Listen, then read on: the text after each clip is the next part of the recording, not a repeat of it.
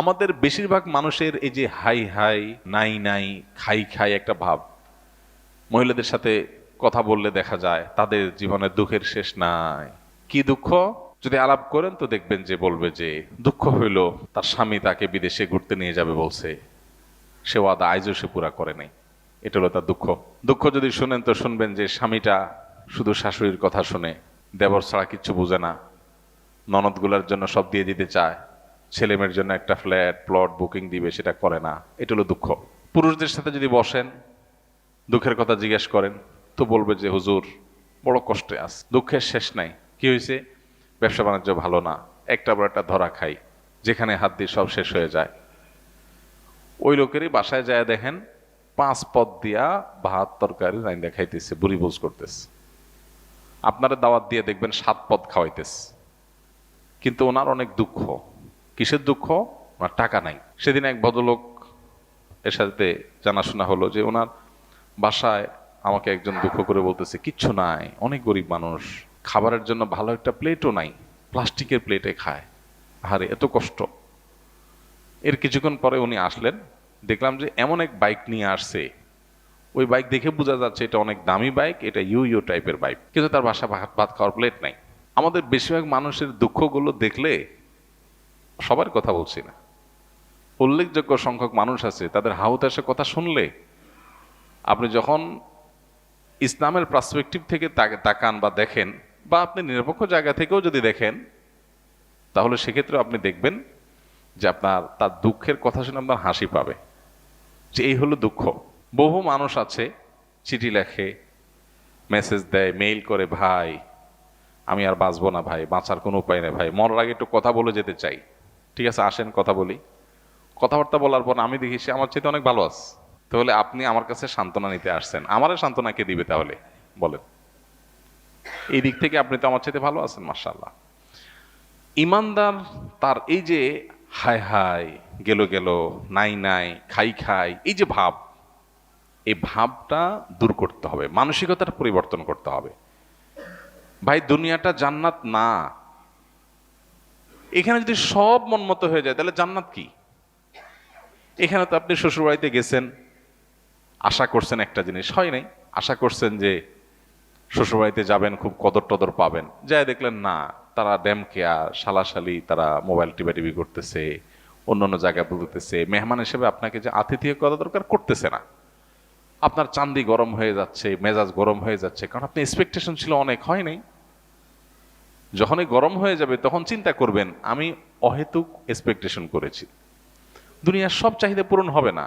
আশা করছিলাম বিয়ের পরে খুব শান্তিতে থাকবো, এখন বউটা দেখি বেলাইন। মহিলা আশা করছে যে বিয়ের পরে বোধহয় লাল নীল নাটক সিনেমায় দেখছে, স্বামী ঘুরে নিয়ে বেড়ায়, হানিমুন করে, এই করে সেই করে, এখন দেখা যায় যে স্বামী ঘরেই আসে না ঠিক মতো, কি হানিমুন। তো এইরকম পরিস্থিতি একজন ইমানদার চিন্তা করবে আল্লাহ তাআলা আমাকে আরো বহু দিক থেকে সুখী রেখেছেন, আমি আল্লাহর কাছে পরিতৃপ্তি এটা প্রকাশ করব আমার অন্যান্য সুখ দেখে। আপনার স্ত্রী, তিনি হয়তো রান্না বাড়া ভালো পারেন না, আপনার মনে দুঃখ, কিন্তু তার চরিত্রটা ভালো।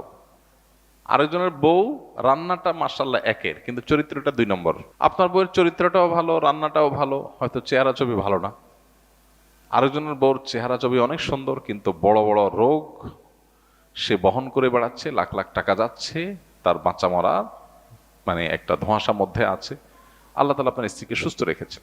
একইভাবে মেয়েরা যদি পুরুষদের দিকে তাকায় দেখেন, আমার স্বামীটা অমানুষ, সে একটা ফোন করে না, একটা মেসেজ দেয় না, একটা খোঁজ খবর নেয় না, আমি মনটা খারাপ করে বসে আছি।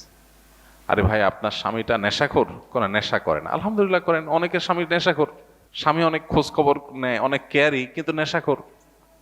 আবার অনেকের স্বামী সব দিক থেকে ভালো আছে, কিন্তু তার ক্যান্সার 4th স্টেজ হয়ে গেছে, যে কোনো মুহূর্তে মারা যাবে। আল্লাহ আপনার স্বামীকে সুস্থ রেখেছেন।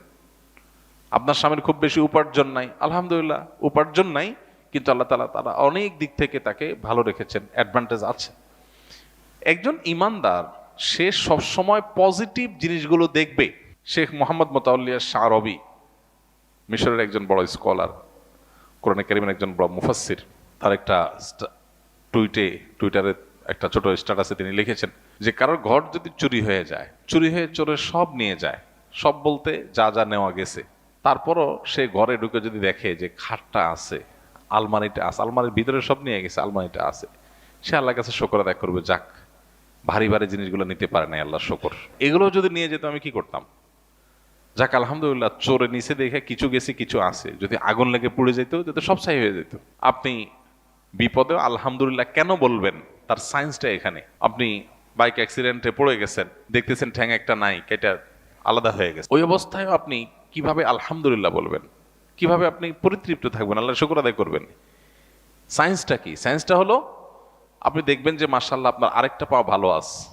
এই একই অ্যাক্সিডেন্টে বহু লোকের 2 পা শেষ হয়ে গেছে, বহু লোকের জীবনটা শেষ হয়ে গেছে। আপনি যখন ওইটার দিকে তাকাবেন তখন বললেন আলহামদুলিল্লাহ, ওর সাথে কম্পেয়ার করলে তো আল্লাহ আমাকে ভালো রেখেছে। মানুষ ভালো থাকার জন্য তার মেন্টালিটিটা সবচেয়ে গুরুত্বপূর্ণ।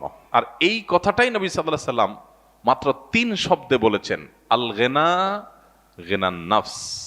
মানুষের মনের সচ্ছলতা, মনে থেকে যদি কেউ ধনী হয় সে হলো আসল ধনী, সে হলো আসল সচ্ছল। কেউ যদি নিজেকে অভাবী মনে না করে, আর যদি অভাবী মনে করে তাহলে কোটিপতি হওয়ার পরও সে ফকির।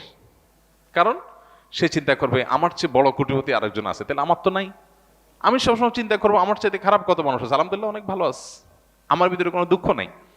সেই মানুষ প্রকৃত অর্থে সুখী মানুষ, ধনী মানুষ, একই সাথে আল্লাহর প্রিয় মানুষ, ভালো মুসলমান, যে প্রত্যেকটা অবস্থাকে সে ওয়েলকাম করে, আলহামদুলিল্লাহ বলে। দুনিয়াতে সবকিছু যদি মনমতো হয় তাহলে এটা তো জান্নাত হয়ে যাবে। সবকিছু মনমতো হবে না। অনেকে দেখবেন অমুকে আমার সাথে এটা কিভাবে করলো, কিভাবে এটা বলতে পারলো, এই কথাটা সে কেমনে বলতে পারলো, আমি মেলাতে পারতেছি না। আমি কেন, এটা আশ্চর্যের কি আছে? চামড়ার ঠোঁট দিয়ে সবই বলা যায়, বলছে, বুঝলেন? এটা তো আমি আশা করি না। তা আপনি যা আশা করবেন সব তার মন মতোই যদি হয় তাহলে তো জান্নাত হয়ে যাবে। আপনার আশার বিপরীত কিছু হবে দেখেই তো দুনিয়া। না না, সে কিভাবে এটা আমারে বলতে পারলো, আমার মাথায় ধরতেছে না, কেমনে এটা বলতে পারলো? আরে কেমনে বলতে পারলো, আমি তো বলতে পারবো আপনাকে, কোনো ব্যাপার না তো। সবকিছুকে ইজিলি নেওয়া, এটা হলো মানুষের দুঃখ দুর্দশা দূরের প্রধান মাধ্যম, প্রধান উপায়। আল্লাহ তাআলা আমাদেরকে সেই তৌফিক দান করুন। আমরা অনেকে আছি যে কোনো প্রকার বিপদ আপদ হলে আমরা ধৈর্য ধারণ করতে পারি না। ভাই সবরটা কখন করবেন? তাহলে আপনার মনের বিরুদ্ধে হবে, চাওয়ার বিরুদ্ধে হবে, আশা যা করছেন তার উল্টাটা হবে। আপনার সাথে পড়ালেখা করে অনেক ভালো আছে, আপনি সেটা থাকবেন না, এখানে তো সবর, এখানে তো সবরের প্রশ্ন আসবে। সবরটা কোথায় করবেন তাহলে? সবই যদি মনমতো হয়। তো এই জন্য এই বিষয়গুলোর জন্য আমাদের মানসিকতার পরিবর্তনটা হলো সবচেয়ে গুরুত্বপূর্ণ বিষয়। বহু মানুষ আছে যে দুনিয়াতে তাদের সবকিছু চাই, সবকিছু চাই বাস, আর অন্যের সাথে কম্পেয়ার করা এবং অন্যের কাছে আশা করা। সকল অশান্তির 2টা মূল আছে, আরেকজনের সাথে নিজেকে তুলনা করা, আরেকটা হলো আরেকজনের কাছে কি করা, আশা করা। মানুষের কাছে এত বেশি আশা করা উচিত না।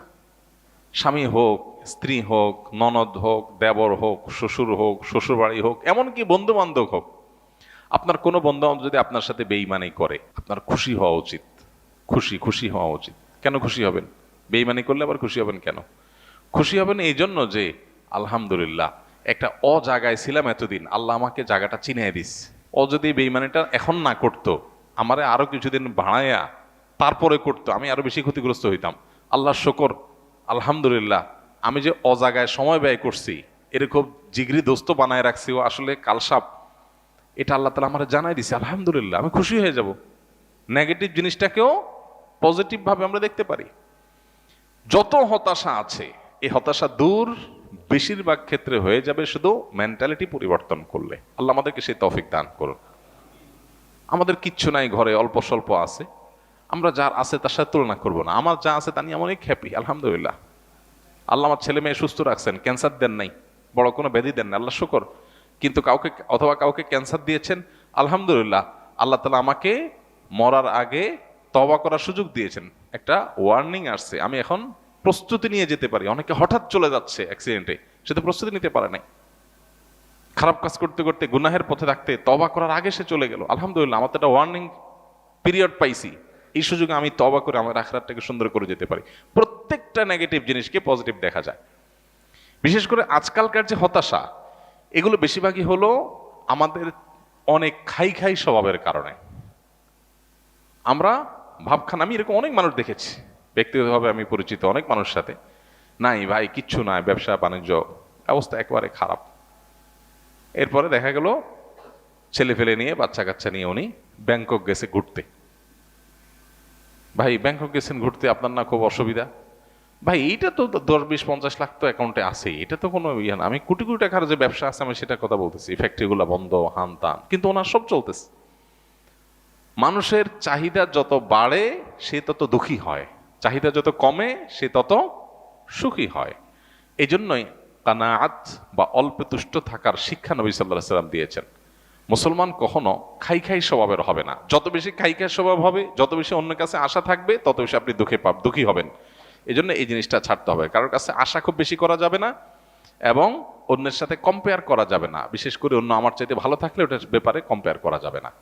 আশা বেশি করবেন, ধরা খাবেন। পৃথিবীতে আল্লাহ ছাড়া আর কারোর ব্যাপারে আশাবাদী থাকবেন না, এমনকি নিজের মা বাপও না, নিজের স্ত্রীও না, স্বামীও না, সন্তানও না, ভাই বোনও না, জিগরি দোস্তও না, কারোর ব্যাপারে না।